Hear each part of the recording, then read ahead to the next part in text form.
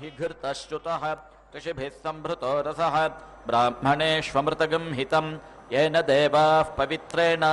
आत्मानं पुनते सदा तेन सहस्रधारेण पावमान्यः पुनन्तु मा प्राजापत्यं पवित्रं शतोद्यामगं हिरण्मयं तेन ब्रह्मविदो वयं पूतं ब्रह्म पुनीमहे इन्द्रः सुनीति सहमा पुनातु सोमस्वस्त्या वरुणः समीक्ष्य यमो राजा प्रमृणाभिः पुनातु मा जातवेदामोर्जयन्त्या पुनातु भूर्भुवः सुवः तच्छंयोरावृणीमहे गातुं यज्ञाय गातुं यज्ञपतये दैवी स्वस्तिरस्तु नः स्वस्तिर्मानुषेभ्यः ऊर्ध्वं जिगातु भेषजं शन्नो अस्तु द्विपदे शञ्चतुष्पदे ॐ शान्तिः शान्तिः शान्तिः।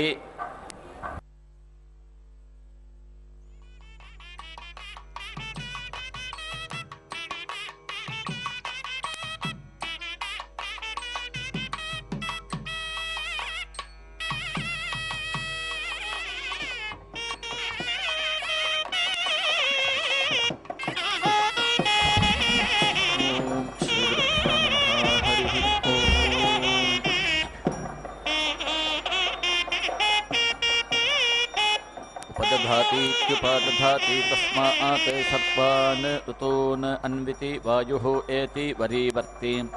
वृष्टिसनीरिति वृष्टिसनीः उपेति दधाति वृष्टिम् एव अवेति रुन्धे यत् एकधेत्येकाधा उपदध्यादित्युपदध्यात् एकं ऋतुं परिषेत् अनुपरिहारमित्यनुपरिहारं साधयति तस्मात् सर्वान् ऋतून् परिषति यत् प्राणभृत इति प्राणभृतः उपधायेत्युपाधाय वृष्टिसनीरिति वृष्टिसनीः उपदधातीत्युपादधाति तस्मात् वायुप्रच्युतेति वायुप्रच्युत आदिवः वृष्टिः ईर्ते पशवः वै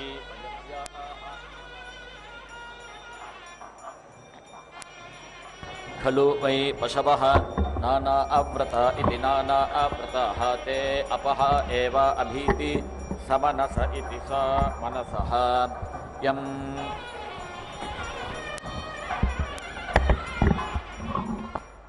कामयेत अपशुः स्यात् इति वयस्य आह तस्य उपधायेत्युपाधाय अपस्य आह उपेति दध्यात् असंज्ञानमित्यसं ज्ञानम् एव अस्मै पशुभिरिति पशुभिः करोति अपशुः एव भवति यं कामयेत पशुमानिति पशुमान् स्यात् इति अपस्य आह तस्य उपधायेत्युपाधाय वयस्य आह उपेति दध्यात् संज्ञानमिति संज्ञानम् एव अस्मै पशुभिरिति पशुभिः करोति पशुमानिति पशुमान् एव भवति चतस्रः पुरस्तात् उपेति दधाति तस्मात् चत्वारः रूपाणि द्वे इति शुक्ले इति द्वे इति कृष्णे इति मूर्धन्वतीरिति मूर्धन्वतीः भवन्ति तस्मात् पुरस्तात् मूर्धा पञ्च दक्षिणायां श्रोण्याम् उपेति दधाति पञ्च उत्तरस्यामित्युत्तरस्यां तस्मात् पश्चात् वर्षीयान् पुरस्तात् प्रवन इति पुरस्तात् प्रवनः पशुः बस्तः वयः इति दक्षिणे अगंसे उपेति दधाति वृष्णिः वयः इति उत्तर इत्युत्तरे अगंसौ एव प्रतीति दधाति व्याघ्रः वयः इति दक्षिणे पक्षे उपेति दधाति सिंहः वयः इति उत्तर इत्युत्तरे पक्षयोः एव वीर्यं दधाति पुरुषः वयः इति मध्ये तस्मात् पुरुषः पशूनाम् अधिपतिरित्यधिपतिः इंद्र अग्नि इति इंद्र अग्नि अव्यथमानाम् इति स्वयमातृणामिति स्वयम् आतृणाम् उपेति दधाति इंद्राग्निभ्यामिति इंद्राग्निभ्यां वै इमौ लोकौ विधृताविति विधृतौ अनयोः लोकयोः विधृत्या इति विधृत्यै अधृता इव वै एषा यत् मध्यमा क्षितिः अन्तरिक्षम् इव वै एषा इंद्र अग्नि इति इंद्र अग्नि इति आह इंद्राग्नि इति इंद्र अग्नि वै देवानां ओजो भृता वित्योजः भृतौ ओजसा एव एनाम् अंतरिक्षे चिनुते धृत्यै स्वयमातृन्नामिति स्वयम् आतृन्नाम् उपेति दधाति अंतरिक्षं वै स्वयमातृन्नेति स्वयम् आतृन्ना अंतरिक्षम् एव उपेति धत्ते अश्वम् उपेति घ्रापयति प्राणमिति प्राणम् एव अस्यां दधाति अथो इति प्राजापत्य इति प्राजापत्यः वै अश्वः प्रजापतिनेति प्रजापतिना एव अग्निं छिनुते स्वयमातृन्नेति स्वयम् आतृन्ना भवति प्राणानामिति प्राणानाम् उत्सृष्ट्या इत्युत सृष्ट्यै अथो इति सुवर्गस्येति सुवहागस्य लोकस्य अनुख्यात्या इत्यनुख्यात्यै देवानां वै सुवर्गमिति सुवहागं लोकं यतां दिशः समिति अव्लीयन्ता ते एताः दिश्याः अपश्यन् ताः उपेति अदधता ताभिः वै ते दिशः अदृगम्हन् यत् दिश्याः उपदधाति दधाति दिशाम् विधृत्या इति विधृत्यै दश प्राणभृत इति प्राणभृतः पुरस्तात् उपेति दधाति न वा वै पुरुषे प्राणा इति प्राणाः नाभिः दशमी प्राणानिति प्राणान् एव पुरस्तात् धत्ते एतस्मात् पुरस्तात् प्राणा इति प्राणाः ज्योतिष्मतीम् उत्तमामित्युत तमाम् उपेति दधाति तस्मात् प्राणानामिति प्राणानां वाक् ज्योतिः उत्तमेत्युत तमा दशा उपेति दधाति दशा अक्षरेति दशा अक्षरा विराडिति विराट् विराडिति विराट् छन्दसा ज्योतिः ज्योतिः एव पुरस्तात् धत्ते तस्मात् पुरस्तात् ज्योतिः उपेति आस्महे छन्दागंसि पशुषु आजिम् अयुहूतान् बृहति उदिति अजयत् तस्मात् बार्हताः पशवः उच्यन्ते एमा छन्दः इति दक्षिणतः उपेति दधाति तस्मात् दक्षिणावृत इति दक्षिणा आवृतः मासाः पृथिवी छन्दः इति पश्चात् प्रतिष्ठित्या इति प्रतिस्थित्यै अग्निः देवता इति उत्तरत इत्युत तरतः ओजः वै अग्निः ओजः एव उत्तरत इत्युत तरतः धत्ते एतस्मात् उत्तरतोऽभिप्रयायीत्युत्तरतः अभिप्रयायी जयति षट्त्रिगंशतिति षट्त्रिगंशत् समिति पद्यन्ते षट्त्रिगंशदक्षरेति षट्त्रिगंशत् अक्षरा बृहति बार्हताः पशवः बृहत्या एव अस्मै पशून् अवेति रुन्धे बृहति छन्दसाम् स्वराज्यमिति स्वराज्यं परीति इयाया यस्य एताः उपधीयन्त इत्युपाधीयन्ते गच्छति स्वराज्यमिति स्वराज्यम् सप्ता बालखिल्या इति बालाखिल्याः पुरस्तात् उपेति दधाति सप्ता पश्चात् सप्ता वै शीर्षण्याः प्राणा इति प्राणाः द्वौ अवा अञ्चौ प्राणानामिति प्राणानां सवीर्यत्वायेति सवीर्यात्वाय मूर्धा असीराट् इति पुरस्तात् उपेति दधाति यन्त्रीराट् इति पश्चात् प्राणानिति प्राणान् एव अस्मै समीचः दधाति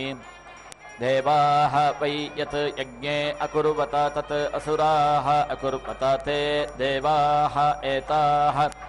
अक्ष्णया स्तोमीया इत्यक्ष्णया स्तोमीयाः अपश्यन् ताः अन्यथा अनुच्येत्यनुच्य अन्यथा उपेति अदधता तत् असुराः न अन्ववायन्नित्यनो अवायन् ततः देवाः अभवन् परेति असुराः यत् अक्ष्णया स्तोमीया इत्यक्ष्णया स्तोमीयाः अन्यथा अनुच्येत्यनुच्य अन्यथा उपदधाति इत्युपदधाति भ्रातृव्याभिभूत्या इति भ्रातृव्या अभिभूत्यै भवति आत्मना अपरेति अस्या भ्रातृव्यः भवति आशुः त्रिवृदिति त्रिवृत इति पुरस्तात् उपेति दधाति यज्ञमुखमिति यज्ञामुखं वै त्रिवृदिति त्रिवृत यज्ञमुखमिति यज्ञामुखम् एव पुरस्तात् वीति यातयति व्योमेति वि ओमा सप्तदश इति सप्तादशः इति दक्षिणतः अन्नं वै व्योमेति वि ओमा अन्नं सप्तदश इति सप्तादशः अन्नम् एव दक्षिणतः धत्ते तस्मात् दक्षिणेन अन्नम् अद्यते धरुणः एकविगुंश इत्येकविगुंशः इति पश्चात् प्रतिष्ठेति प्रतिष्ठा वै एकविगुंश इत्येकविगुंशः प्रतिष्ठित्या इति प्रतिष्ठित्यै भान्तः पञ्चदश इति पञ्चादशः इति उत्तरत इत्युत्तरतः ओजः वै भान्तः ओजः पञ्चदश इति पञ्चादशः ओजः एव उत्तरत इत्युत्तरतः धत्ते एतस्मात् उत्तरतोऽभिप्रयायीत्युत्तरतः अभिप्रयायी जयति प्रतूर्तिरिति प्रतूर्तिः अष्टादश इत्यष्टादशः इति पुरस्तात् उपेति दधाति द्वौ त्रिवृताविति त्रिवृतौ अभिपूर्वमित्यभिपूर्वं यज्ञमुख इति यज्ञामुखे वीति यातयति अभिवर्त इत्यभिवर्तः सविगुंश इति स विगुंशः इति दक्षिणतः अन्नं वै अभिवर्त इत्यभिवर्तः अन्नं सविगुंश इति स विगुंशः अन्नम् एव दक्षिणतः धत्ते तस्मात् दक्षिणेन अन्नम् अद्यते वर्चः द्वाविगुंशः इति पश्चात् यत् विगुंशतिः द्वे इति तेन विराजाविति विराजौ यत् द्वे इति प्रतिष्ठेति प्रतिष्ठा तेन विराजोरिति विराजो ओहो एव अभिपूर्वमित्यभिपूर्वम् अन्नाद्य इत्यन्न अद्य प्रतीति तिष्ठति तपः नवदश इति नवदशः इति उत्तरत इत्युत्तरतः तस्मात् सव्यः हस्तयोः तपस्वितर इति तपस्वीतरः योनिः चतुर्विगुंश इति चतुर्विगुंशः इति पुरस्तात् उपेति दधाति चतुर्विगुंशत्यक्षरेति चतुर्विगुंशति अक्षरा गायत्री गायत्री यज्ञमुखमिति यज्ञामुखम् यज्ञमुखमिति यज्ञामुखम् एव पुरस्तात् यातयति गर्भाः पञ्चविगुंश इति पञ्चविगुंशः इति दक्षिणतः अन्नं वै गर्भाः अन्नं पञ्चविगुंश इति पञ्चविगुंशः अन्नम् एव दक्षिणतः धत्ते तस्मात् दक्षिणेन अन्नम् अद्यते ओजः त्रिनव इति त्रिनवः इति पश्चात् इमे वै लोकाः त्रिनव इति त्रिनवः एषु एव लोकेषु प्रतीति तिष्ठति संभरण इति संभरणः त्रयो विगुंश इति त्रयः विगुंशः इति उत्तरत इत्युत्तरतः तस्मात् सव्यः हस्तयोः संभार्यतर इति संभार्यतरः कर्तुः एकत्रिगुंश इत्येकत्रिगुंशः इति पुरस्तात् उपेति दधाति वाक् वै कर्तुः यज्ञमुखमिति यज्ञामुखं वाक् यज्ञमुखमिति यज्ञामुखम् एव पुरस्तात् वीति यातयति बर्धस्याविष्टपं चतुस्त्रिगुंश इति चतुस्त्रिगुंशः इति दक्षिणतः असौ वै आदित्यः बर्धस्याविष्टपं ब्रह्मवर्चसमिति ब्रह्मवर्चसम् एव दक्षिणतः धत्ते एतस्मात् दक्षिणः अर्धः ब्रह्मवर्चसितर इति ब्रह्मवर्चसीतरः प्रतिष्ठेति प्रतिष्ठा त्रयस्त्रिगुंश इति त्रयः त्रिगुंशः इति पश्चात् प्रतिष्ठित्या इति प्रतिष्ठित्यै एनाकः षट्त्रिगुंश इति षट्त्रिगुंशः इति उत्तरत इत्युत्तरतः सुवर्ग इति सुवहागः वै लोकः नाकः सुवर्गस्येति सुवहागस्य लोकस्य समष्ट्या इति समष्ट्यै अग्नेः भागः असि इति पुरस्तात् उपेति दधाति यज्ञमुखमिति यज्ञामुखं वै अग्निः यज्ञमुखमिति यज्ञामुखं दीक्षा यज्ञमुखमिति यज्ञामुखं ब्रह्मा यज्ञमुखमिति यज्ञामुखं त्रिवृदिति त्रिवृत यज्ञमुखमिति यज्ञामुखं एव पुरस्तात् वीति यातयते नृचक्षसामिति नृचक्षसां भागः असि इति दक्षिणतः शुश्रुवागुंसः वै नृचक्षस इति नृचक्षसः अन्नं धाता जाताय एव अस्मै अन्नम् अपीति दधाति तस्मात् जातः अन्नम् अत्ति जनित्रं स्मृतं सप्तदश इति सप्तादशः स्तोमः इति आह अन्नं वै जनित्रम् अन्नं सप्तदश इति सप्तादशः अन्नम् एव दक्षिणतः धत्ते तस्मात् दक्षिणेन अन्नम् अद्यते मित्रस्य भागः असि इति पश्चात् प्राण इति प्राणः वै मित्रः अपान इत्यपानः वरुणः प्राणापानाविति प्राण अपानौ एव अस्मिन् दधाति दिवः वृष्टिः वाताः स्मृताः एकविंश इत्येकविंशः स्तोमः इति आह प्रतिष्ठेति प्रतिष्ठा वै एकविंश इत्येकविंशः प्रतिष्ठित्या इति प्रतिष्ठित्यै इन्द्रस्य भागः असि इति उत्तरत इत्युत तरतः ओजः वै इन्द्रः ओजः विष्णुः ओजः क्षत्रम् ओजः पञ्चदश इति पञ्चदशः ओजः एव उत्तरत इत्युत तरतः धत्ते तस्मात् उत्तरतोऽभिप्रयायीत्युत्तरतः अभिप्रयायी जयति वसूनां भागः असि इति पुरस्तात् उपेति दधाति यज्ञमुखमिति यज्ञामुखं वै वसः यज्ञमुखमिति यज्ञामुखं रुद्राः यज्ञमुखमिति यज्ञामुखं चतुर्विगंश इति चतुर्विगंशः यज्ञमुखमिति यज्ञामुखम् एव पुरस्तात् वीति यातयति आदित्यानां भागः असि इति दक्षिणतः अन्नं वै आदित्याः अन्नं मरुतः अन्नं गर्भाः अन्नं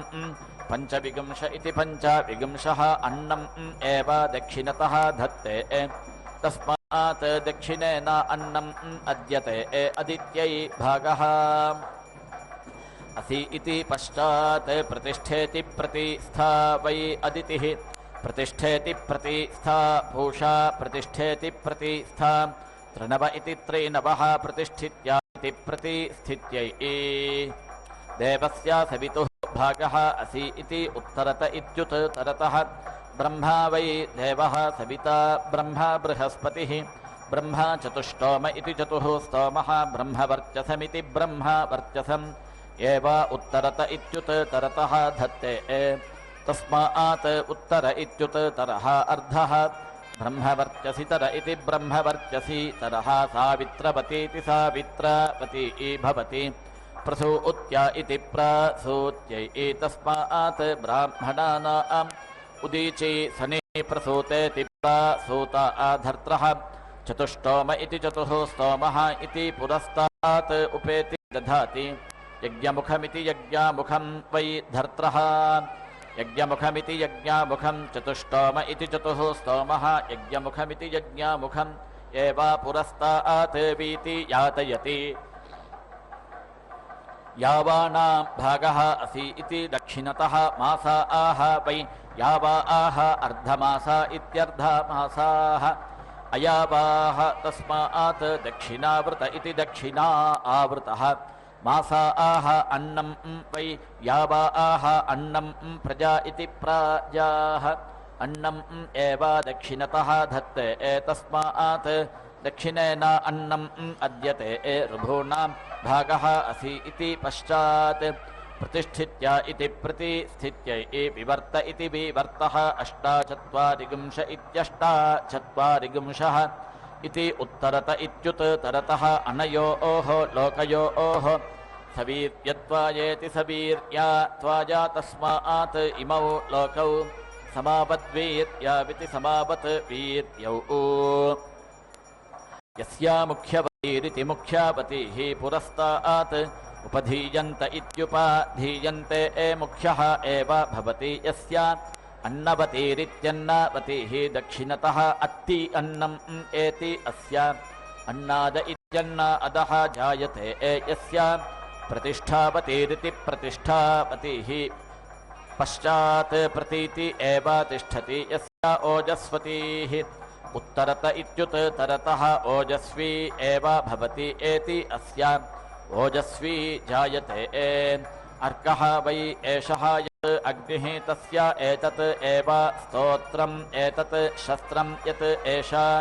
विधेति विधा यस्या मुख्यवतीरिति मुख्यावतीः पुरस्तात्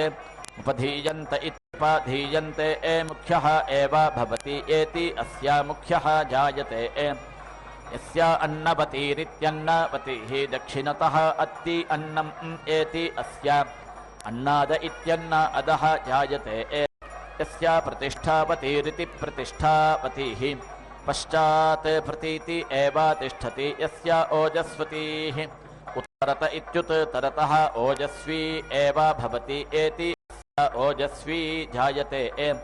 अर्कः वै एषः यत् अग्निः तस्य एतत् एव स्तोत्रम् एतत् शस्त्रं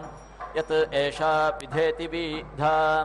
विधीयत इति विधीयते अर्के एव तत् अर्क्यम् अनुपीति धीयते अत्ति अन्नम् एति अस्या अन्नाद इत्यन्न अधः जायते एषा विधेति विधीयत इति विधीयते यः उ च एनाम् एवं यदा सृष्टिः उपेति दधाति यथा सृष्टमित्यथा सृष्टम् एव अवेति रुन्धे न वै इदं दिवा नानक्तम् आसीत् अव्यावृत्तमित्यवि आवृत्तं ते देवाः एताः व्युष्टिरिति उष्टिः अपश्यन् ताः उपेति अदधता ताभिः वै ते सुवर्गमिति सुवहागं लोकम् आयन्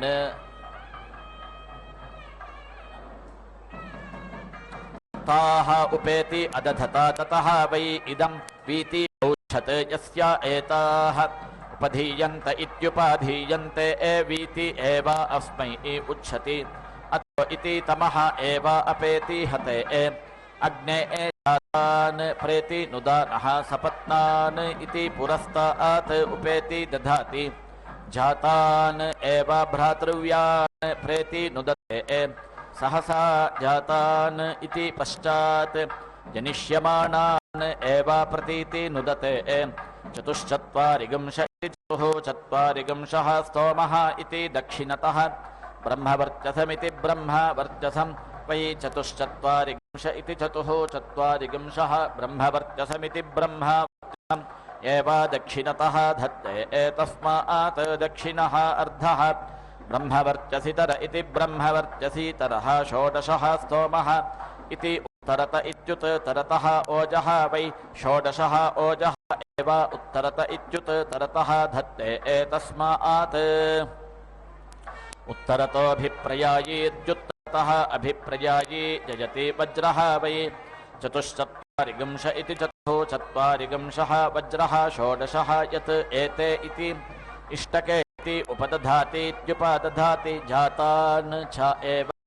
जनिष्यमानान् च भ्रातृव्यान् प्रणुद्येति प्रानुद्या वज्रम् अनुप्रेति हरति स्मृत्यै पुरीशवतीमिति पुरीशावतीं मध्ये उपेति दधाति पुरीशं वै मध्यम् आत्मनः सात्मानमिति सा आत्मानम् एव अग्निं चिनुते सात्मेति सा आत्मा अमुष्मिन् लोके भवति यः एवं वेद एताः वै असपत्नाः नाम इष्टकाः यस्य एताः उपधीयन्त इत्युपाधीयन्ते एन अस्या सपत्नः भवति पशुः वै एषः यत् अग्निः विराज इति वीराजः उत्तमायामित्युत्तमायां चित्याम् उपेति दधाति विराजमिति वीराजम् एव उत्तमामित्युत्तमां पशुषु दधाति तस्मात् पशुमान् पशुमान् उत्तमामित्युत्तमां वाचं वदति दश दशेति दश दश उपेति दधाति सवीर्यत्वायेति सवीर्यात्वाया अक्ष्णया उपेति दधाति तस्मात् अक्ष्णया पशवः अङ्गानि प्रेति हरन्ति प्रतिष्ठित्य इति प्रतिष्ठित्यै यानि वै छन्दागंसि सुवर्ग्यानीति सुवहाग्यानि आसन् तैः देवाः सुवर्गमिति सुवहागं लोकम् आयन् तेन ऋषयः अश्राम्यन् ते तपः अतप्यन्त तानि तपसा अपश्यन् तेभ्यः एताः इष्टकाः निरिति अमिमता एवः छन्दः वरिवः छन्दः इति ताः उपेति अदधता ताभिः वै ते सुवर्गमिति सुवहागं लोकम् आयन् यत् एताः इष्टकाः उपदधाति इत्युपदधाति यानि एव छन्दागंसि सुवर्ग्यानीति सुभाग्यानि तैः एव यजमानः सुवर्गमिति सुभागं लोकम् एति यज्ञेन वै प्रजापतिरिति प्रजापतिः प्रजा इति प्राजाः असृजत ताः स्तोमभागैरिति स्तोमभागैः एव असृजत यत् स्तोमभागा इति स्तोमभागाः उपदधातीत्युपादधाति प्रजा इति प्राजाः एव तत् यजमानः सृजते बृहस्पतिः वै एतत् यज्ञस्य तेजः समिति अभरत् यत् स्तोमभागा इति स्तोमभागाः यत् स्तोमभागा इति स्तोमभागाः उपदधातीत्युपादधाति स तेजसमिति स तेजसम् एव अग्निं छिनुते बृहस्पतिः वै एतां यज्ञस्य प्रतिष्ठामिति प्रतिष्ठाम् अपश्यत् यत् स्तोमभागा इति स्तोमभागाः यत् स्तोमभागा इति स्तोमभागाः उपदधातीत्युपादधाति यज्ञस्य प्रतिष्ठित्या इति प्रतिष्ठित्यै सप्त सप्तेति सप्त सप्त उपेति दधाति सवीर्यत्वायेति सवीर्यात्वाया तिस्रः मध्ये प्रतिष्ठित्या इति प्रतिष्ठित्यै रश्मिः इति एव आदित्यम् असृजत प्रेतिरिति प्र इति धर्मम् अन्वितिरित्यनु इति दिवम् सन्धिरिति सन्धिः इति अन्तरिक्षम् प्रतिधिरिति प्रतिधिः इति पृथिवीम् विष्टम्भ इति विस्तम्भः इति वृष्टिम् प्रवेति प्रावा इति अहः अनुवेत्यनु वा इति रात्रिम् उषिक इति वसून् प्रकेत इति प्राकेतः इति रुद्रान् सुदीतिरिति सुदीतिः इति आदित्यान् भोजः इति पितॄन् तन्तुः इति प्रजा इति प्राजाः पृतनाशात् इति पशून् रेपत् इति ओषधीः अभिजिजित्यभिजित् असि युक्तग्रावेति युक्ता ग्रावा इंद्राय त्वा इंद्रं जिन्वा इति एव दक्षिणतः वज्रं परीति औहत्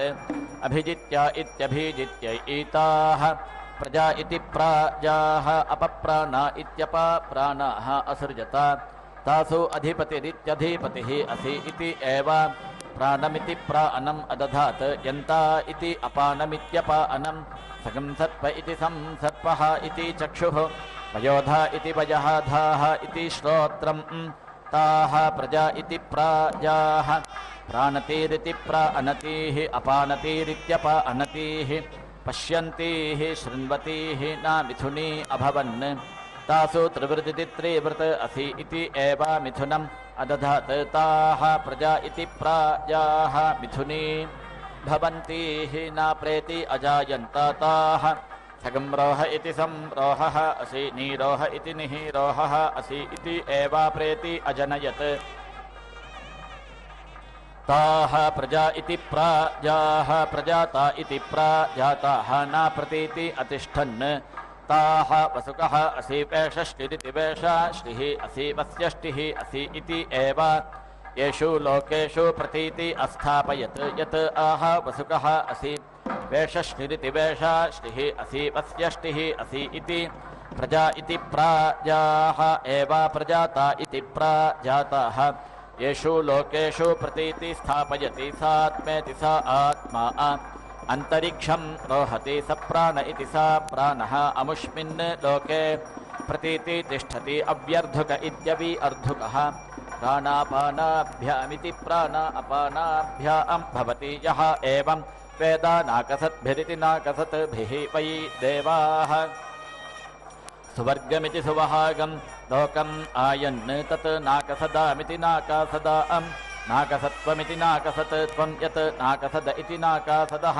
उपदधातीत्युपादधाति नाकसद्भिरिति नाकसद्भिः एव तत् यजमानः सुवर्गमिति सुवहागं लोकम् एति सुवर्ग इति सुवहागः वै लोकः नाकः यस्य एताः उपधीयन्त इत्युपाधीयन्ते एना अस्मै अकं भवति यजमानायतनमिति यजमान आयतनं वै नाकसद इति नाकासदः यत् नाकसद इति नाकासदः उपदधातीत्युपादधाति आयतनमित्या आयतनम् एव तत् यजमानः कुरुते पृष्ठानां वै एतत् तेजः संभृतमिति संभृतम् यत् नाकसद इति नाकासदः यत् नाकसद इति नाकासदः उपदधातीत्युपादधाति पृष्ठानाम् एव तेजः अवेति रुन्धे पञ्चचोडा इति पञ्चाचोडा आह उपेति दधाति अप्सरसः एव एनम् एताः भूताः अमुष्मिन् लोके उपेति शेरे अथो इति तनूपाणीरिति तनूपाणीः एव एताः यजमानस्यायं द्विष्यात् तम् उपदधदित्युपादधत् ध्यायेत् एताभ्यः एव एनम् देवताभ्यः एति वृष्यति उत्तर इत्युत्तराः नाकसद्भ्य इति नाकसद्भ्यः उपेति दधाति यथा आजायाम् आनीयेत्य आनीय गृहेषु निषादयतीति निषादयति तादृक् एव तत्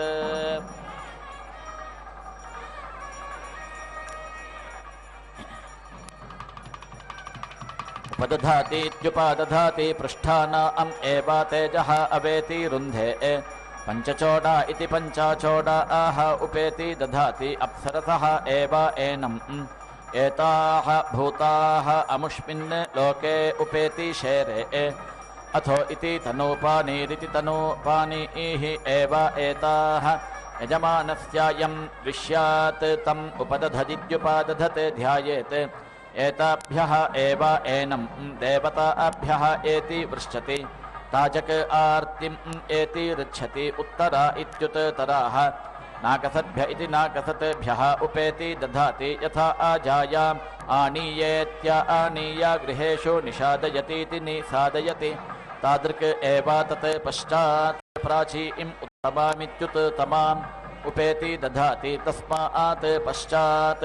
प्राची पत्नी अन्विति आस्ते स्वयमातृन्नामिति स्वयम् आतृन्नां च विकर्णीमिति विकर्णीं च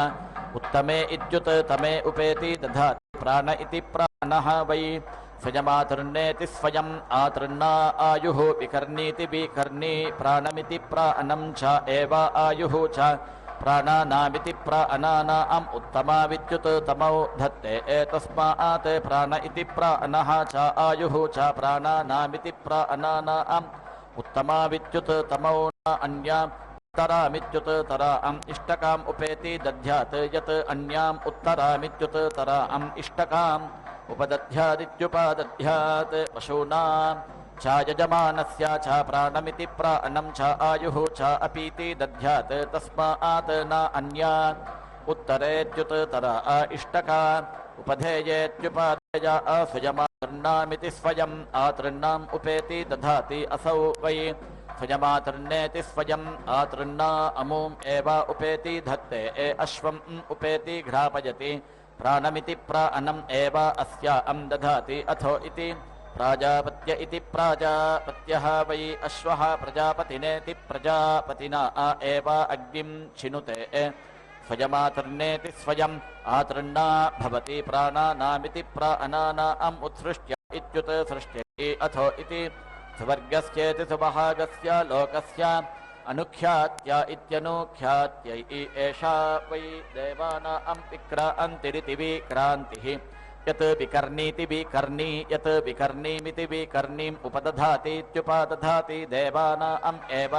विक्रान्तिमिति विक्रान्तिम् अनुवीति क्रमते उत्तरत इत्युत्तरतः उपेति दधाति तस्मात् उत्तरत उपचार इत्युत्तरतः उपचारः अग्निः वायुमतीति वायुमती भवति समिध्या इति समिध्यै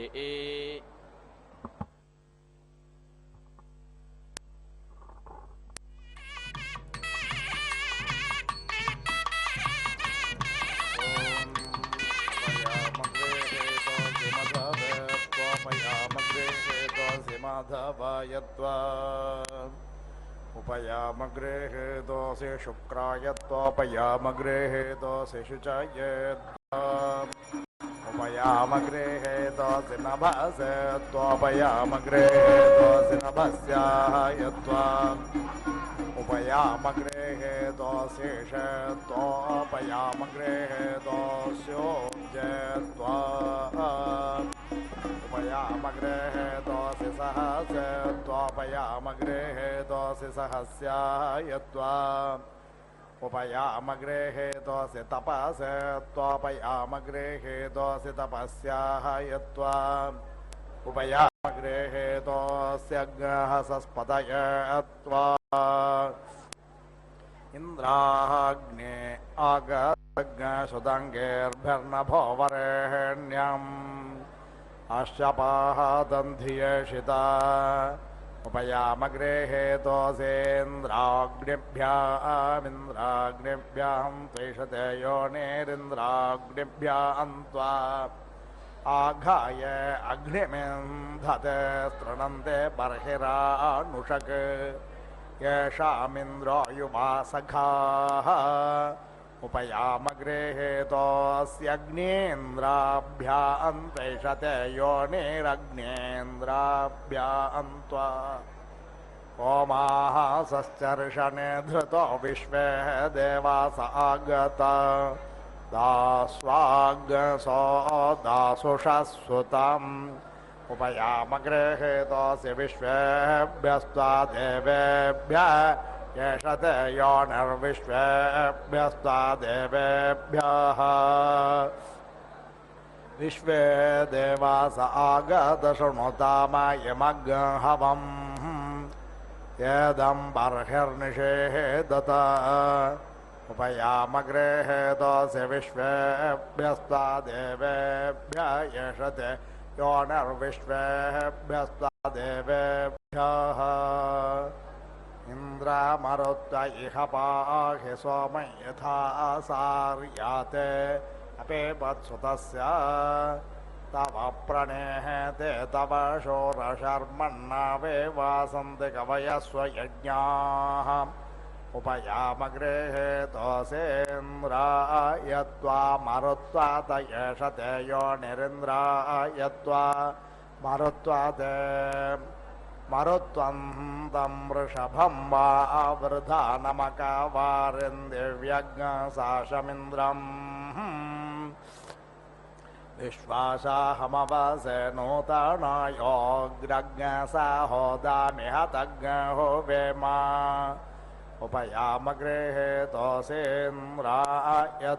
मरुत्वात येषते योनिरिन्द्रायत्वा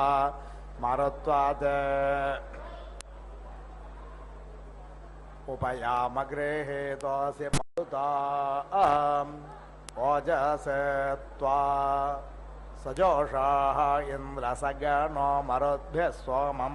व्यववृत्रः शोरविद्वान् जहि शत्रुज्ञरपमृधो नुतस्वाधाभयं कृणहि विश्वतोः नः उपयामग्रे हेतोऽसेन्द्रायत्वा मरुत्वात येषते योनिरिन्द्रायत्वा मरुत्वाते महा इन्द्रो नृपदाचर्षणिप्रा उदद्विबर्हा अमिनः सहोभिः अस्मद्यग्वावृधे वीर्यायोरुः पृथः सुकृतः कर्तृभर्भूत् उपयामग्रे हेतोऽसि महेन्द्राय त्वेषते योनिर्महेन्द्रायत्वा महा इन्द्राय ओजसा पर्जन्यो वृष्टिमा इव स्तोमेर्वत्सस्य वावृधे उपयामग्रे हेतोऽसि महेन्द्राय त्वेषते योनिर्महेन्द्रायत्वा कदाचन स्तरेरसिनेन्द्रसश्चसि दासुषे उपोपेन्नमघवन्भूय इन्नुते दानं देवस्य पृच्छत आदित्येभ्यस्त्वा कदाचन प्रयुज्यस्युभे निपासि जन्मने तुरेयादित्यसवानन्द इन्द्रियमातस्था अमृतं दिव्यादित्येभ्यस्त्वा यज्ञो देवानां प्रत्येते सुम्नमादित्यासो भवता मृळयन्तः आवोर्वाचेः सोमतर्वावृत्यादग्नहोश्चिद्यावारिभो वित्तरासादादित्येभ्यस्त्वा निवस्वाम् आदित्यैषते सोमपेथस्तस्मिन् मत्स्वा श्रदस्मै नरो वचसे दधातनयदाशीर्दा दम्पादे मम श्रुतः पुमान् पुत्रो जायते विन्दते वस्पथा विश्वाः रपयेधते गृहे वाममद्य सावितर्वाम देवे वाममस्मभ्यग्सावीः वामस्य हि क्षयस्य देवभूरेरया धिया वामभाजस्यामा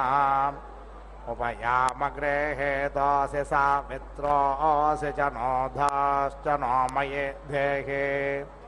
जिन्वायज्ञं जिन्वायज्ञपाद्यं भगाय सवित्रे त्वा उपयामग्रेहे दोसि शुशर्मासि सुप्रतिष्ठानो बृहदुक्षाय नमः विश्वेभ्यस्त्वा देवेभ्य एषते यो निर्विश्वेभ्यस्त्वा देवेभ्यः उपयामग्रेहे तोऽसि बृहस्पते सुतस्य ते देवसोमा इन्द इन्द्रियावतः पत्न्येवतो ग्रहांरध्यासम् अहं परस्तादहमवस्ताद्यदन्तरिक्षं तदो मे पिता सा अहज्ञसूर्यमभयतो ददर्शाकं देवानां परमं गुहायत् अग्ने वाक्पत्ने सजोर्देवेन त्वष्ट्रा सोमं पिबस्वाहा प्रजापतिर्वृषासिरेतो धारेतो मये देहि प्रजापतेस्ते वृष्णोः रेतो धसो रेतो धामशीय उपयामग्रेहे तोऽसि हरिरसि हार्यो जनो हरिभ्यां त्वा हर्यो अर्धानास्ता सहसो मा इन्द्राय यस्ते देवसोमा श्वशनभक्षो योगोसनेः तस्याद इष्टयजुषस्तुतस्तोमस्य सस्तोक्थस्योपाहोत उपाहोतस्य भक्षयामि योक्षाहि केशिना हरे वृषाणा कक्ष्यप्रा अथा न इन्द्र सोमपाय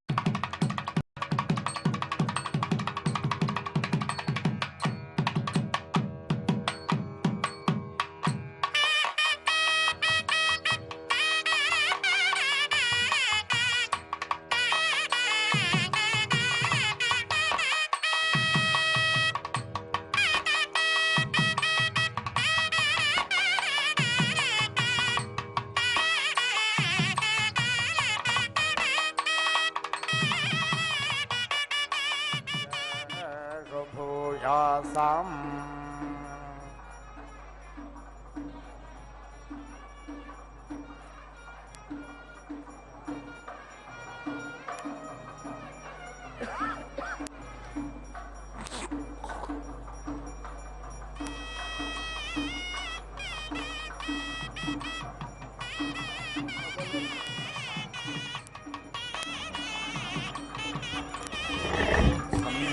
ज्ञानं विज्ञानं प्रज्ञानं जानदभिजानत् संकल्पमानं प्रकल्पमानमुपकल्पमानमुपक्लृप्तं क्लृप्तां श्रेयोमसीय आयत्सम्भूतं भूतं चित्रकेतुः प्रभान् सम्भान् ज्योतिष्माद्यस्तेजस्वानाथपद्यस्तपन्नभितपन्न रोचनो रोचमानः शोभनः शोभमानः कल्याणः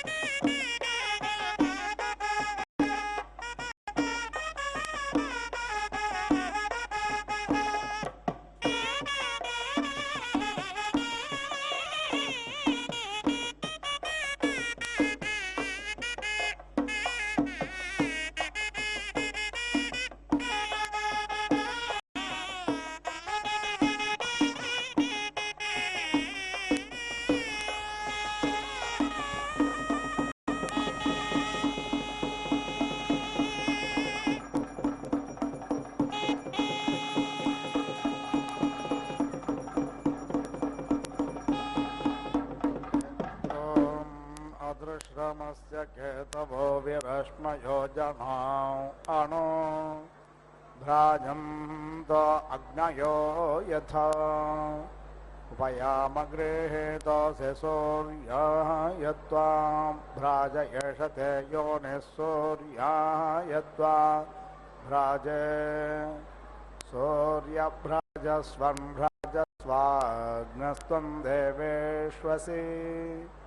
भ्राजस्वानहं मानुष्येषु भूयसम् उदुत्यञ्जातवेदसं देवं वाहन्ति केतवः ऋषे विश्वाय सूर्यम् उपयामगृहीतोऽसि सूर्यः यत्त्वा भ्राजयेषते योनिः सूर्यः यत्त्वा भ्राजे सूर्यभ्राजस्वं भ्राजस्वाग्नस्त्वं देवेष्वसि भ्राजस्वानहं मानुष्येषु भूयसम् चित्रं देवानामुदगादनेः कञ्चक्षुर्ः मित्रस्य वरुणस्य अग्नेः आप्राद्या वा पृथिवी अन्तरिक्षज्ञ सूर्य आत्मा जगतस्तस्तुषश्च उपयामगृहीतोऽसि सूर्यः यत्त्वा भ्राजयेषते योनिः सूर्यः यत्त्वा भ्राजे सूर्यभ्राजस्वं भ्राजस्वाग्नस्त्वं देवेष्वसि भ्राजस्वानहं मानुष्येषु भूयसम् विना इन्द्रमृधो जहिनी च यच्छावृतं यतः यो अस्मान् अभिधा सत्यधरङ्गमयतमः